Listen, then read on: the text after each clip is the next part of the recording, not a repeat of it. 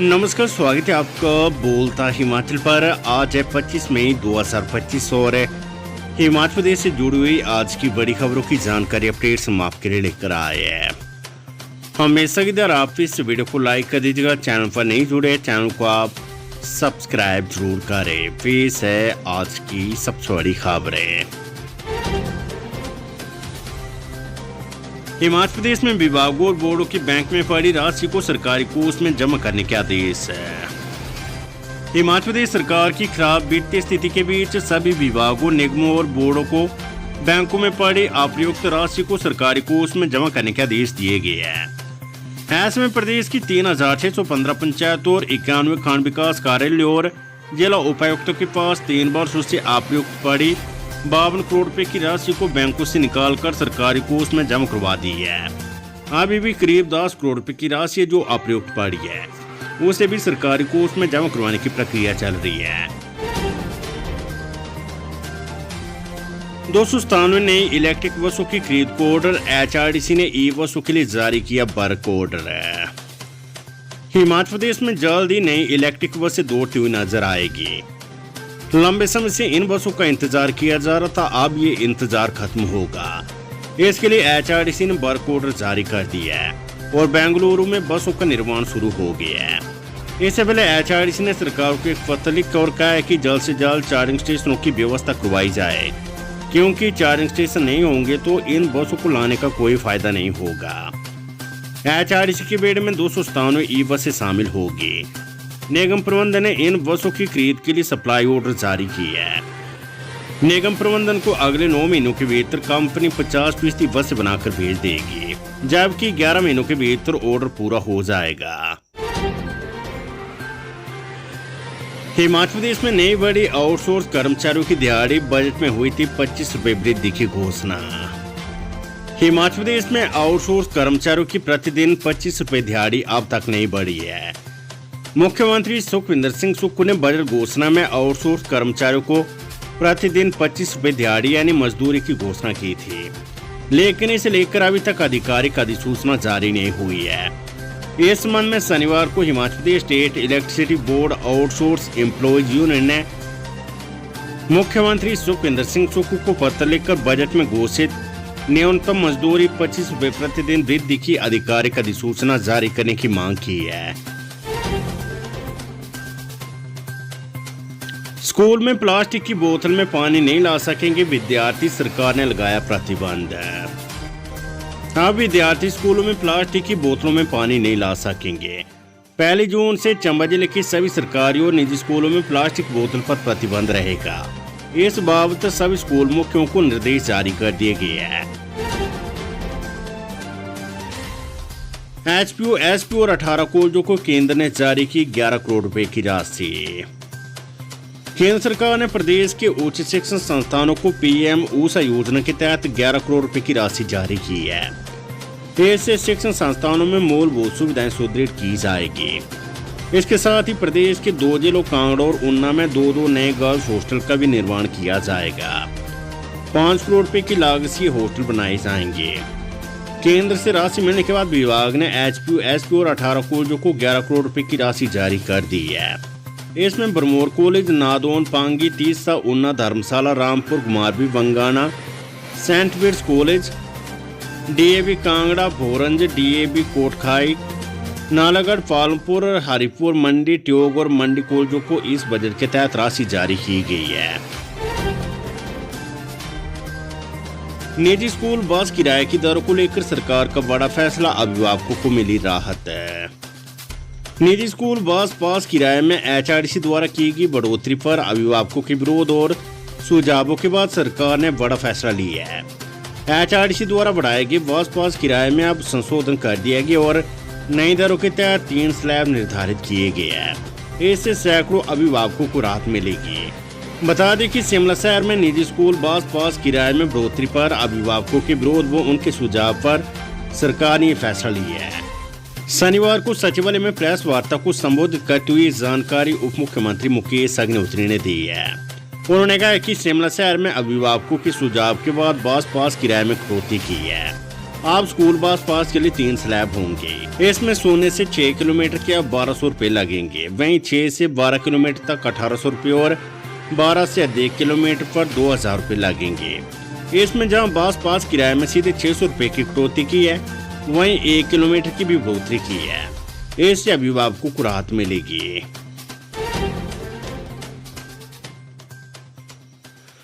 जेएफटी और सीएनबी शिक्षकों का होगा प्रमोशन। विभाग ने मांगा डाटा, 20 जून तक की तारीख।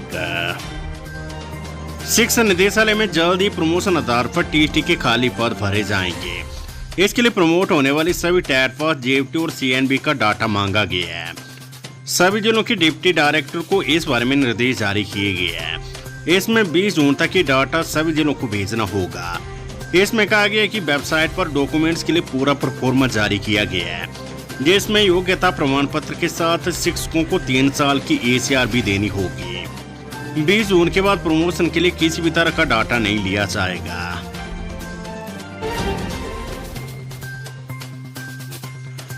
केंद्र समय पर लंबित राशि जारी करे तो हिमाचल बन जाएगा आत्मनिर्भर राज्य, सीएम सुक्खू।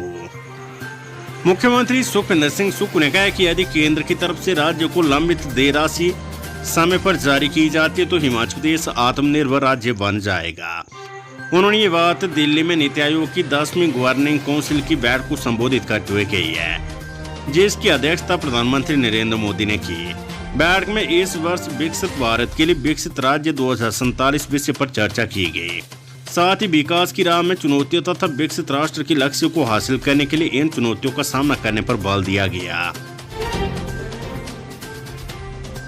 साइबर फ्रॉड मामले में पुलिस के हाथ लगी बड़ी कामयाबी, 9 एटीएम जब्त। मध्य पुलिस ने 13 राज्यों के 11 लोगों की शिकायत पर दर्ज एक बड़े साइबर फ्रॉड के मामले में पुलिस ने आरोपियों से 9 एटीएम जब्त किए हैं। पुलिस ने इस मामले में 3 आरोपियों को गिरफ्तार कर लिया है। पुलिस की जांच में सामने आया कि गिरफ्तार आरोपी एक संगठित ठगी गिरोह के सदस्य भी हो सकते हैं, जो विभिन्न राज्यों में ऑनलाइन ठगी की वारदातों को अंजाम देते हैं। पुलिस इस मामले में गिरोह के मुख्य सरगना और अन्य आरोपियों के बारे में छानबीन में जुटी है। हिमाचल प्रदेश में युवाओं को नहीं मिल रहा कौशल विकास भत्ता, शिक्षा और कैरियर हो रहे प्रभावित। हिमाचल प्रदेश के सैकड़ों युवाओं को पिछले कुछ महीने से कौशल विकास भत्ता नहीं मिल रहा है, जिस कारण मध्यम वर्ग के युवा परेशान हैं। जिला ऊना में इस योजना के तहत नामांकित कई युवाओं को तो नवंबर 2024 से भत्ता प्राप्त नहीं हुआ है, जिससे उन्हें अपने प्रशिक्षण कार्यक्रम को पूरा करने में कठिनाइयों का सामना करना पड़ रहा है। कई प्रशिक्षु अपने प्रशिक्षण शुल्क का भुगतान भी नहीं कर पा रहे हैं, जिससे उनकी शिक्षा और कैरियर दोनों प्रभावित हो रहे हैं। कौशल विकास भत्ता योजना 2013 में हिमाचली युवाओं के कौशल को निखारने और उन्हें कार्य में दक्ष बनाने की योजना है। इसमें 16 से 36 वर्ष के हर वर्ग के गरीब युवाओं को जो ITI, कंप्यूटर, सिलाई, ब्यूटी पार्लर व अन्य संस्थानों में प्रशिक्षण ले रहे हैं, उन्हें सरकार द्वारा प्रति माह 1000 से 1500 रुपये दिए जाते हैं। 11 जून को होगी नर्सिंग, पैरामेडिकल और फार्मेसी की प्रवेश परीक्षा। ऑनलाइन आवेदन 24 से 30 मई तक। हिमाचल प्रदेश में BSc nursing, post basic BSc nursing, MSc nursing, BSc paramedical और B फार्मेसी आयुर्वेद की प्रवेश परीक्षा 11 जून को होगी। हिमाचल प्रदेश के अटल मेडिकल एंड रिसर्च यूनिवर्सिटी ने इसकी प्रक्रिया आरंभ कर दी है। ऑनलाइन आवेदन 24 मई से 30 मई तक होंगे। प्रवेश परीक्षा 2 सत्रों में सुबह और शाम के समय होगी। बिजली मीटर की eKYC 31 मई तक करवाएं उपभोक्ता, तभी होंगे सब्सिडी के हकदार। राज्य बिजली बोर्ड की ओर से बिजली मीटर की eKYC करवाने की अवधि 31 मई तक बढ़ा दी गई है। बिजली बोर्ड ने लोगों से आग्रह किया कि जिन्होंने अभी तक अपने बिजली मीटर की eKYC नहीं करवाई है, वे ये कार्य 31 मई तक जरूर करवा लें। ऐसे उपभोक्ता अपने साथ लगते बिजली कार्यालय में अपने बिजली बिल की कॉपी और आधार कार्ड ले जाकर eKYC करवाना सुनिश्चित करें, तभी वे बिजली बिल में दी जाने वाली सब्सिडी के लिए पात्र होंगे। हिमाचल पुलिस अधिकारियों में अंतरकला। SP शिमला ने पत्रकार वार्ता कर DGP पर लगाए गंभीर आरोप। Himachal Pradesh power corporation limited के चीफ इंजीनियर बिमल नेगी की मौत मामले की जांच में प्रदेश पुलिस मुख्यालय के अधिकारियों और शिमला जिला पुलिस अधिकारियों के बीच चल रही अंतरकलह अब सबके सामने आ गई है। मामले को लेकर प्रदेश पुलिस महानिदेशक अतुल वर्मा की ओर से कोर्ट में दायर किए गए हल्फनामे पर सवाल उठाने के बाद एसएसपी शिमला संजीव कुमार गांधी ने शनिवार को पत्रकार वार्ता कर कई गंभीर आरोप लगाए हैं। संजीव गांधी ने कहा कि 25-26 वर्षों के दौरान मैंने ईमानदारी भरा अपना पुलिस कैरियर तपस्या की तरह लगाया है। अगर कोई मेरी इस ईमानदारी और प्रोफेशनल अखंडता पर सवाल उठाता है तो मैं पुलिस का पद छोड़ना पसंद करूंगा। इसलिए हमारी एसआईटी इस मामले को दोबारा अदालत में लेकर जाएगी। जो हमने जांच की उसे सुरक्षित करवाना चाहते ताकि बिमल नेगी को न्याय मिल सके।